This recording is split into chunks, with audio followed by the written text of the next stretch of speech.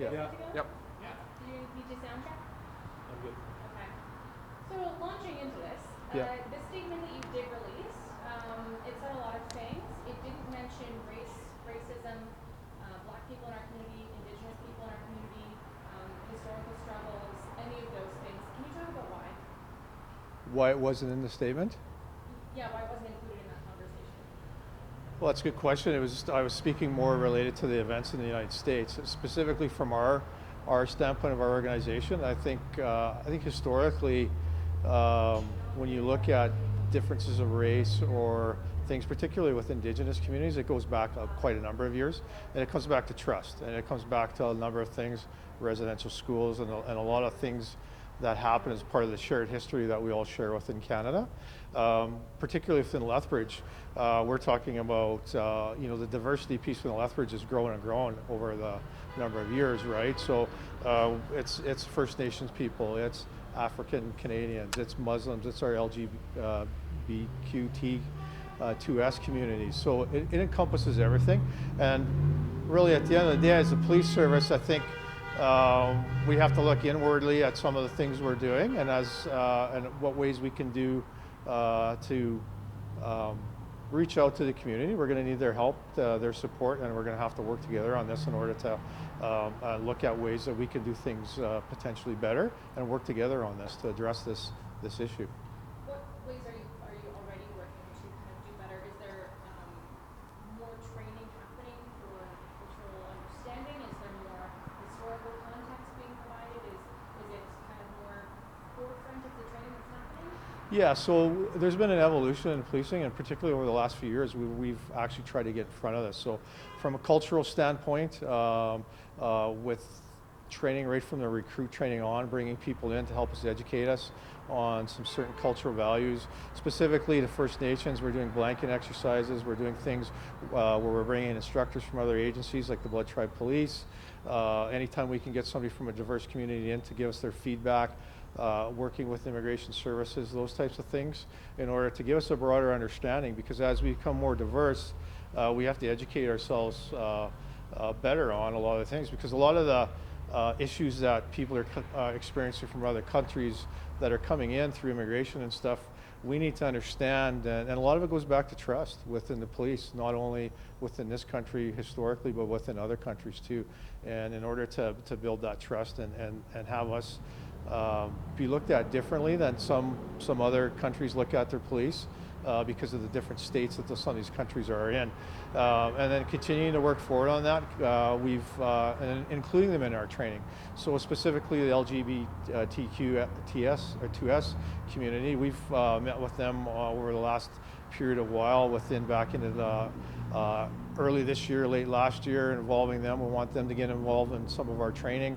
So we've reached out to them, we've had some meetings with them, and again, it's just going to be a collaborative approach for us to continue to move forward. And unfortunately, these incidents sometimes require us to do some self-reflection and look inward and look at ways to do things better. Like I said in my statement, we're human. We make some mistakes along the way, and there's always ways, even with what we're doing now, that we can look at to improve, and that's what we're doing. Just on that note about training, during it, are officers at any point taught to challenge one another? For instance, when you watch that video of the one officer with his knee over George Floyd, like, I'm sorry, is someone there that could be like, hey, that is wrong? Like, is that part of training at all to maybe? Yeah, so we actually are, I would suggest, ahead of the curve in that. We implemented training earlier this year about disengaging, about taking a step back with when we get into situations, in order to have that look when we train for certain things and it doesn't go that way. In order to that, we have to be able to adjust. We have to be nimble to say that, okay, initially we may be responding to something that's reported as much more violent, but when we get there, then we need to be able to assess that and be able to disengage. So we have been actually started that within the police service. Actually, we started rolling that out earlier this year. So we are doing that. We're always looking at ways and how to do that. And this goes back to the 90s with the Rodney King in LA and the riots that started from there. Was all about a lot of those things that police agencies have to start looking at.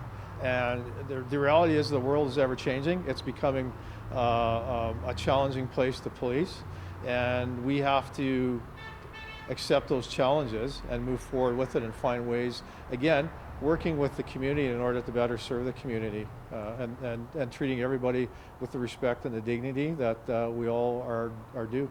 When we're talking about trust, I know you mentioned that it's a lot about working on trust with Indigenous communities and with Indigenous people in the community Yeah. specifically. I know our station did a story a couple of years ago about carding and the fact that Indigenous people are 7 times more likely to be carded by LPS, and Black people are 10 times more likely to be carded by LPS. In what ways are you working to kind of establish more trust when Indigenous people have said that they don't feel safe coming to Lethbridge Police currently? Yeah, and so that's one of the things that we have to do. And so what I've been doing is actually reaching out to some of the people within that community. We've met with the Sage Clan. We're actually having some further discussions. We want to get some elders from surrounding communities in and start having that discussion as to what are the things that they're seeing that they feel that we're not doing or we're coming up short on, identifying those issues, working together collaboratively to build a pathway forward together in order to address these issues. And again, and even some of the stuff that we do well, let's have a look at that, because we can always improve on what we're doing. And so that's some of the path forward we're going, specifically the First Nations communities. How are LPS officers trained or screened for things like mental health or potential biases, like let's say against people of a certain ethnicity, or how often would that happen? Well, so throughout the recruiting process to become a police officer, there's a number of tests involved, and including some psychological assessments and tests that officers have to go through, including polygraph testing to determine the validity of the answers they're giving us and their background and a few things like that. Specifically to the police service, we're always, as you know, we're a CLIA accredited police service, which we have a number of standards that we have to deal with, which include bias-free policing. So we're always receiving training on that. We've met all our provincial standards regarding recruiting, training, reporting. All our policies are actually one of the higher standards within the province, we're told, that we adhere to. So we're always moving forward to looking at those things. We have bias-free policing training annually within the police service to make sure when you talk about things, why are we actually stopping and checking people, which is part of what we do. And that's just the reality of it, just to make sure that we are looking at it through a wider lens and not a more narrow lens. How diverse is the force, and is this something the LPS is looking into in terms of ethnicity? Well, that's a good question. I don't have our numbers. I think nationally, again, I don't have the numbers specific to breakdowns. We are, I would suggest, nationally a little bit low from numbers including female officers and other diverse agencies. And that's one of the things that we've identified, and we're trying to move forward on with improving our numbers, because the police service needs to be reflective of the community that it serves, right? And this all comes back to us being able to get out in the community to build that trust and have people working with the Sage Clan, working with other people, agencies within the community, because they can help us get that to make it a viable career for some of these people within some of these diverse groups. And that's what we need to do. And it's something that we've have within our business plan that we're actively working on and trying to increase our numbers on. What do you think of the way that the protests and riots in the U.S. are being carried out, and the way that at least some police forces have responded to the protesters? Well, I mean, I don't think I can. I think the obvious is, I think there's a lot of frustration and anger within some of these protests. As the police, it's certainly the right that people have. We just ask that it's done peacefully, right? Because when it goes outside that, and you start getting into people getting hurt, property being damaged, I think it goes beyond what really the protest is set out to be. As far as what other police agencies are doing, I mean, it's not something that I don't know that I should be commenting on, just from the standpoint of I'm not exactly sure what they're dealing with, other than the obvious that's on TV. But from a resource standpoint and a few other things, it's easy to armchair quarterback. As somebody that can be armchair quarterback in the position I'm in currently, it's tough. And I think the big thing that we have to take away from that is I don't think anybody thinks that, you know, this violence in these protests is a good thing. I think what's important, because really what gets lost is the cause, right? And really the underlying story of what is trying to go forward, and that is for you know, policing has to have a look at some of the things that are going on and make the adjustments, and start getting ahead of some of this stuff as opposed to chasing it. What message would you have for protesters tomorrow? Sorry, I couldn't hear you. What message would you have for protesters tomorrow? Well, again, it's their right. We certainly encourage protests as long as it's done in a peaceful manner, right? The point of the protest is to, obviously, they're protesting what's happened in the United States and with how policing has treated some marginalized people over a number of years, both within this country and others, and that's the point to stay focused on. Let's not turn it into something that is a sideshow with violence and other forms of destructive behavior. Do their protests, we encourage it, we welcome it, just as long as we just ask that, you know, people be reserved about it, and let's do it calmly and peacefully, like it's meant to be.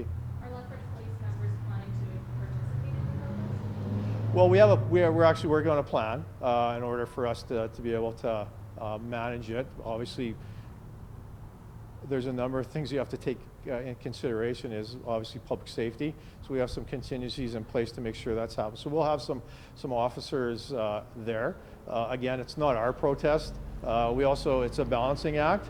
People are there to protest the police, right? And what they feel as some bad treatment over a number of things. So I think depending on the temperature, we're certainly not want to be there to be inflaming anything. But again, we have to come back to that our core role is to protect and provide the public safety within it. So if there's some opportunities there for us, I certainly encourage our officers to engage if they're able to do so. If it is not at risk to them or others to do so, we would certainly do it like we would any other community engagement project that we're involved in. Do you, as a member of the police force, have a message for Black or Indigenous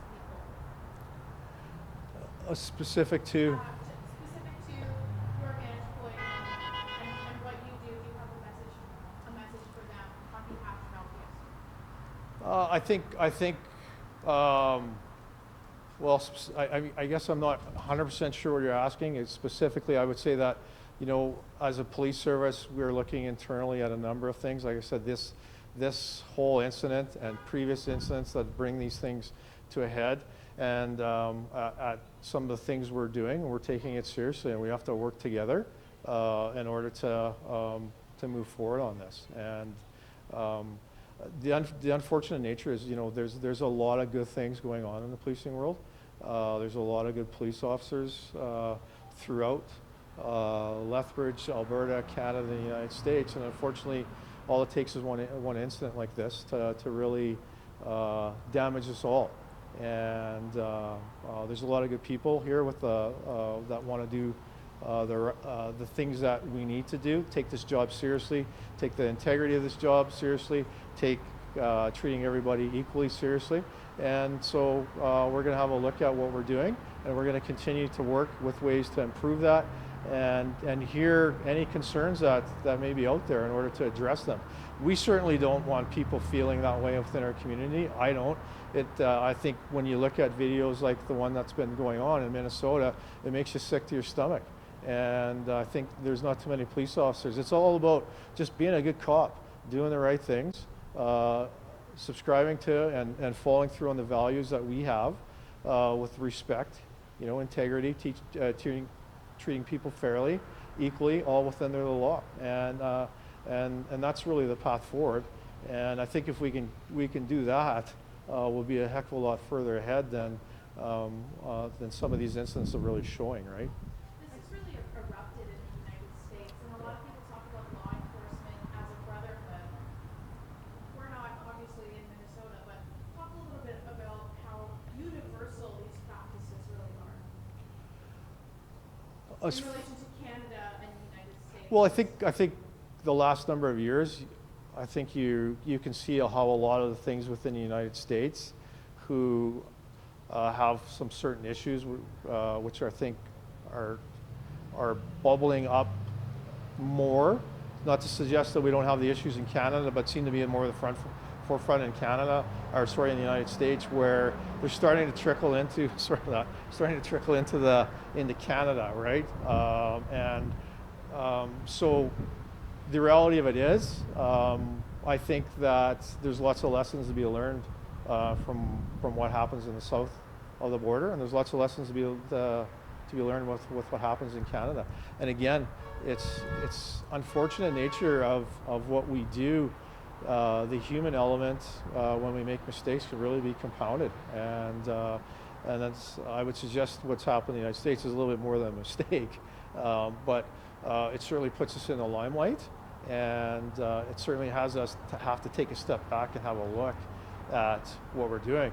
And you know, we pledge to do the right things, to have the courage, to have the right people in place within our organization, to make the right decisions, to hold our people accountable when we make mistakes. That's important in this job as well, and to move forward together in order to try and get to a better place with this, and have people being treated universally throughout this country in the way they deserve. I just wanted to backtrack really quickly. When we were talking about the protest and I asked if police officers would be participating in the protest, I just meant as not in uniform, and you responded with it's a protest against the police, but I think it's important to note that it's a protest against kind of the atrocities contributed to by some police. Yeah, absolutely. And so I in said, that case, would that be something that some police would be willing to stand with?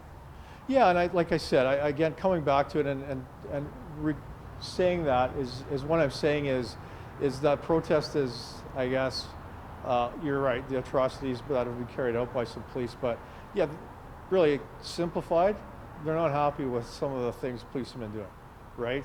And hence the reason I say they're protesting about the police. So again, I would welcome that. Again, it's all about not knowing the size of the crowd, not knowing how big the protest is going to be. We obviously want our people to be safe, and as you can see with some of the things that have been happening south of the border, it's going to be up to the individual officer whether they want to partake in something like that, right? Because as I think we can all see, things can turn very quickly, and obviously we want our people, first and foremost, we want everybody there to be safe. We want it to go without any problems. For people to get out and express really truly what they're feeling, and then we also want our people to be safe as well, right? So that's part of it too. So hopefully that clarifies that a little bit. Promise, last question, and I think you might have touched on it quickly, but are there any groups or resources that police are trying to be part of with the Indigenous and people of color? Any groups, resources, trying to get to know the people at all? Well, specifically, all of them, I guess, if that would be.